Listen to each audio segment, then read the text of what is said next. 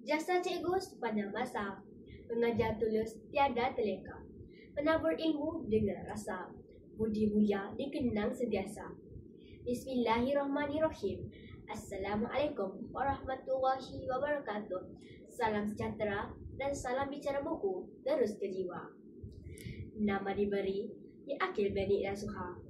Saya menuntut ilmu di SK Tonja Batu Termudah Pahang. Kod sekolah saya ialah CBA 7156. Rasa gembira berkepalang di hari yang indah ini apabila kita bersua kembali untuk saya membicarakan sebuah buku yang dekat di hati saya, iaitu Munjilan Bakti Cikgu. Buku ini diterbitkan oleh penerbit Tinta Nasuha Sendirian Berhad pada tahun 2021.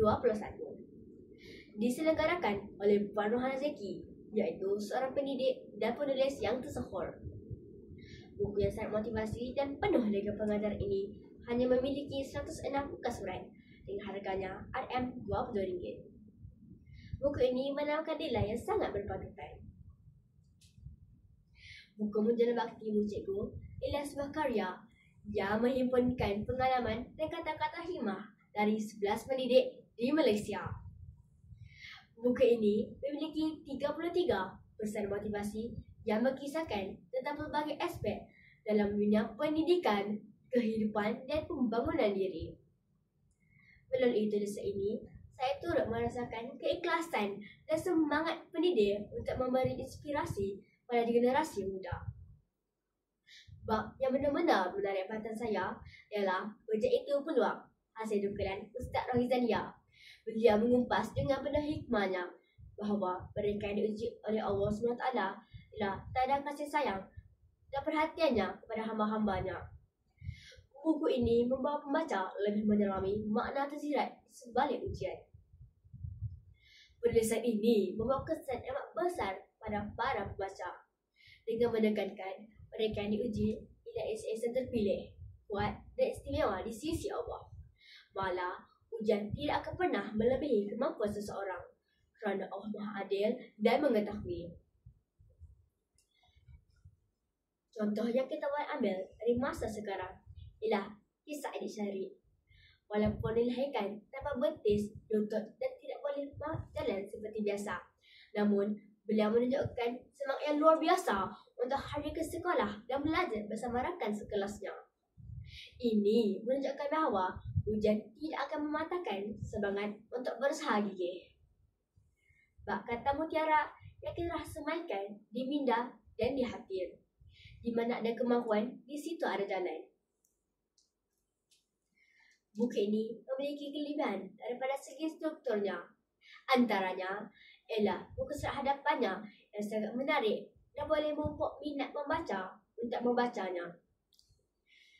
Tulisan di muka surat hadapan juga besar dan jelas, memudahkan pembaca untuk membacanya. Oleh itu, penulis membawa harapan kepada para pembaca untuk menerima ujian dengan hati terbuka, dijadikan ruang untuk mengumpul pahala dan dihayati.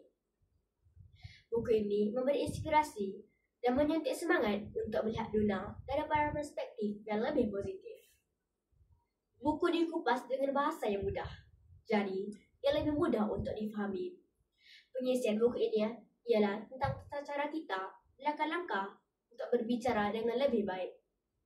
Secara keseluruhannya, antara pengajaran dan nilai murni yang terdapat di dalam buku ini ialah keikhlasan dalam mendidik. Kata-kata yang disampaikan oleh penulis menunjukkan bahawa pentingnya keikhlasan dalam mendidik.